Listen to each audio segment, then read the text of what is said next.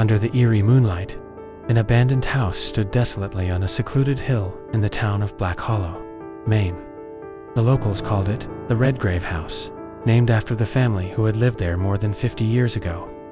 It was once a beautiful mansion, owned by Elliot Redgrave, a renowned doctor. However, on a winter night in 1972, the entire Redgrave family, including his wife, Margaret, and their 2 young children, mysteriously vanished. No one knew what had happened. The police found all their belongings intact, dinner left unfinished on the table, but there was no sign of life. Only one thing remained, a blood-scrawled message on the wall. He has come. He will not stop. Since then, no one dared to set foot near the house. Those living nearby occasionally heard wailing cries, heavy footsteps in the night, and even glimpsed a shadowy figure standing behind the second-floor window. But all those rumors only fueled the curiosity of a group of young friends. On a cold autumn night, 4 college students from Boston, Jake, Lucas, Emily, and Sophie decided to drive to Black Hollow to explore the infamous Redgrave house. They brought flashlights, cameras, and recording devices, hoping to capture any paranormal activity. Their car stopped in front of a rusty iron gate. A worn-out wooden sign dangled loosely, its faded letters reading "No trespassing." A cold wind whistled through, carrying the damp scent of the surrounding forest. Sophie shivered. "I have a bad feeling about this." But it was too late to turn back. Lucas pushed the old wooden door, and it groaned loudly as it swung open.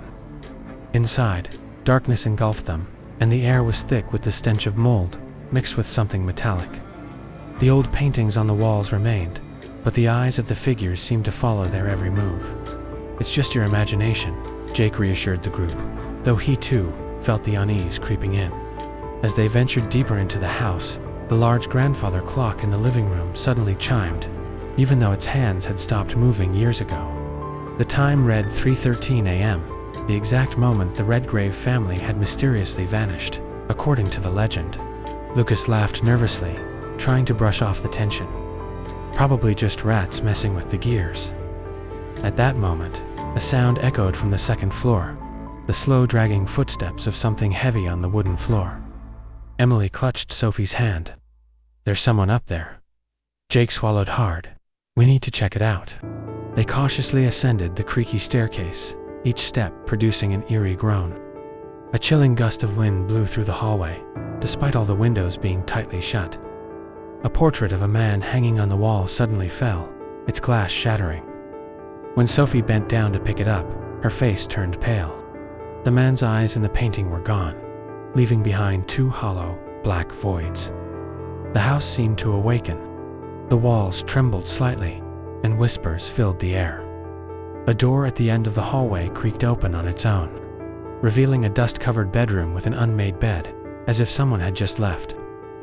Emily's face drained of color when she noticed the mattress.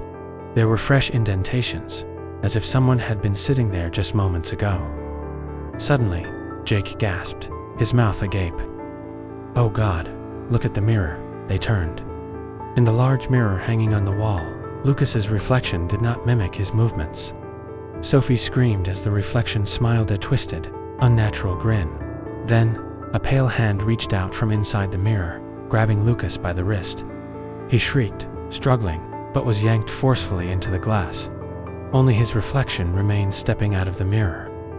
Jake, Emily, and Sophie stood frozen in horror as Lucas turned to face them. His eyes were pitch black, deep and endless, like an abyss. "Lucas," Emily whispered, her voice trembling. Lucas did not respond. He only smiled a smile that did not belong to this world. Then, the flashlights flickered and went out. In the darkness, the whispers grew louder, filling every corner of the house. "He has arrived. He will not stop." A loud crash sounded from downstairs.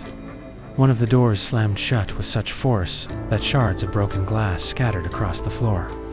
A freezing breath caressed the back of Sophie's neck, making her spin around, but no one was there. Then, a hoarse voice murmured right by her ear. "Run," Sophie screamed, grabbing Emily and Jake as they bolted down the stairs. But with every step they took, their footsteps echoed unnaturally, as if dozens of others were running behind them. As they reached the door, it suddenly slammed shut before their eyes. An invisible force yanked them backward into the darkness.